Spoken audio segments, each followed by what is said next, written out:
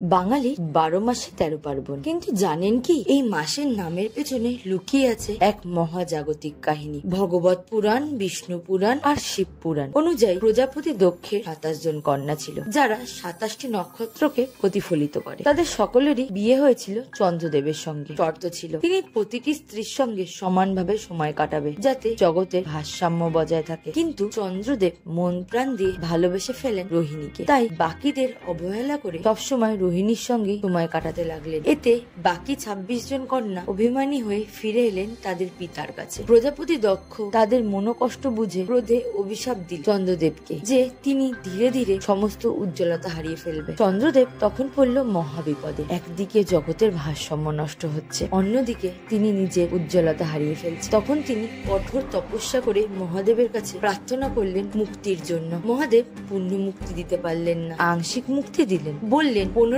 দিন তুমি তোমার উজ্জ্বলতা হারাবে, আর সেই সময়কে বলা হবে কৃষ্ণপক্ষ, যার শেষে আসে অমাবস্যা। আর পরের 15 দিন তুমি ধীরে ধীরে উজ্জ্বলতা ফিরে পাবে, যাকে বলা হবে শুক্লাপক্ষ, যার শেষে আসবে পূর্ণিমা। এই পূর্ণিমা তিথিতে যে নক্ষত্রের অবস্থান থাকে, সেই নক্ষত্রের নাম অনুযায়ী মাসের নাম নির্ধারিত হয়েছে। জ্যোতিষ বিজ্ঞানী বরাহ 505 খ্রিস্টাব্দে সূর্য সিদ্ধান্তে 14তম অধ্যায়ের 5 নম্বর শ্লোক উল্লেখ করেছে যে বৈশাখ মাসের নাম রাখা হয়েছে বিশাখা নক্ষত্র অনুযায়ী। ঠিক এইভাবে জ্যেষ্ঠা থেকে জ্যৈষ্ঠ, আষাঢ়া থেকে আষাঢ়, শ্রবণা থেকে শ্রাবণ, ভদ্রপদ থেকে ভাদ্র, অশ্বিনী থেকে আশ্বিন, কৃতিকা থেকে কার্তিক, পূর্বা থেকে অগ্রহায়ণ, পুণ্যবসু থেকে পৌষ, মঘা থেকে মাঘ, পূর্ব ফাল্গুনী থেকে ফাল্গুন, চিত্রা থেকে চৈত্র। এইভাবেই পুরাণ, জ্যোতিষ বিজ্ঞান আর ইতিহাস মিলে বাঙালির 12 মাসের নামের জন্ম। কেমন লাগলো এই তথ্যটি কমেন্টে জানাবেন, আর ভিডিও যদি ভালো লেগে থাকে অবশ্যই সাবস্ক্রাইব করতে ভুলবেন না। ধন্যবাদ।